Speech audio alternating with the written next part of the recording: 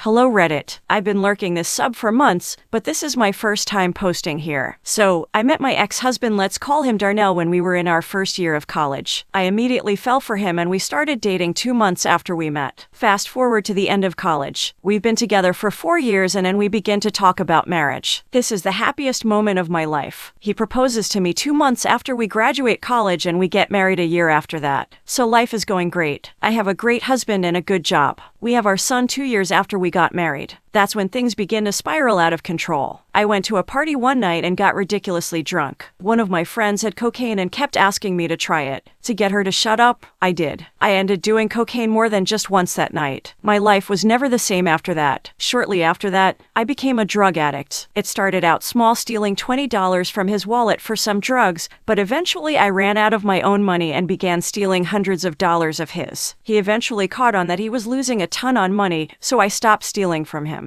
At this point, I was an all-out drug addict. I got fired from my job, lied to my husband saying I got laid off, and that's when I did the worst thing I've ever done to my husband. I cheated. A lot. I began sleeping with my drug dealers regularly, even more than I was sleeping with him. Sometimes even on the bed we slept on. The cheating, stealing went on for nearly 2 years. Then he found out and threw me out of the house. I called my parents to ask if I could stay with them. Their response was, "And I kid you not, you wanted to marry a nigger, you gotta suffer the consequences." My ex-husband is black and I'm white, by the way. I was homeless for about 2 months, jumping from couch to couch. He eventually lets me move back in, but he says there's no salvaging our relationship and he wants a divorce. At this point, I owe it to him to let him move on and find someone that isn't a drug addict. He did support me throughout rehab though. We get divorced 3 months later. He gets full custody of our son. I begin rehab and it is hell. I want to stop going, but I know I have a son that I eventually want to see. It took 2.5 years, but I finally became clean. I've been clean for nearly 6 years now. I've gotten my life together. I have a great paying job that I love and my relationship with my ex-husband and son is better than ever before. A year ago, my ex-husband decided that our son should stay with me full time. Since then, we've been getting closer and closer and now I'm falling for him, again. We've been on a couple of dates and have been spending much more time with each other. We had sex for the first time last week since our divorce and it was heaven. God, I really want him back. Now, before anybody jumps on my throat, yes, I know my cheating, stealing was wrong. It was 100% my fault. There's no blame attached to anybody but me. That being said, I would never cheat again. I've been in 3 relationships since me and my ex-husband divorced, and I've been cheated on in all of them. So I know how it feels. More than that, I feel like I'm a much more mature person than I was 10 years ago. I want to approach him about it, but not sure how I should go about it. Has anybody here ever gone through something like this? How should I approach it?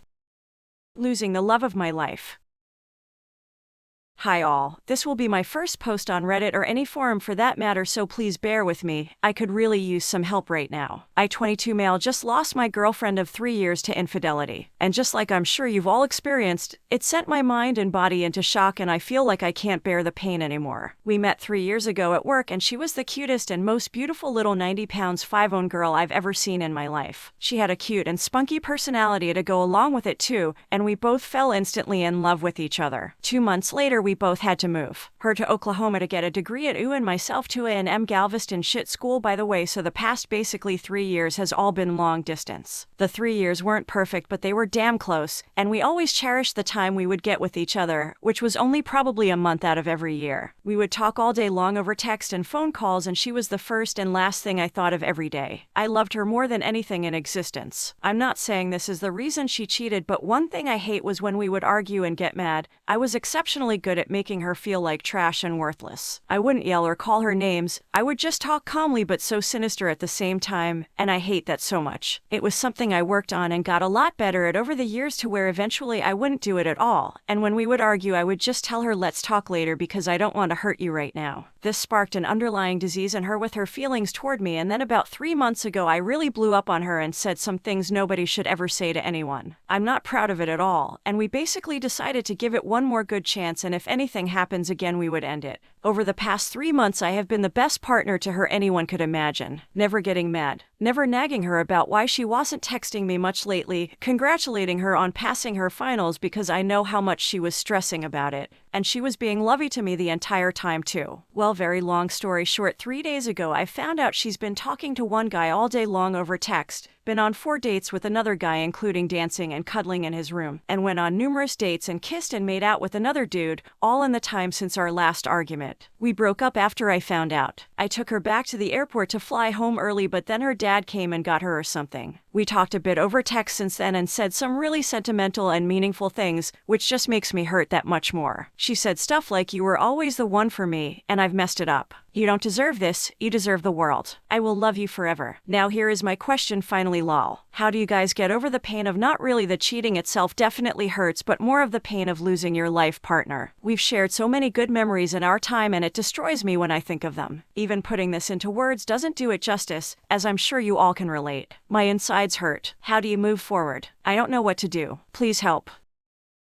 Me 32 female with my ex-husband 35 male bumped into him 4 years after our divorce. He still wants to get back together.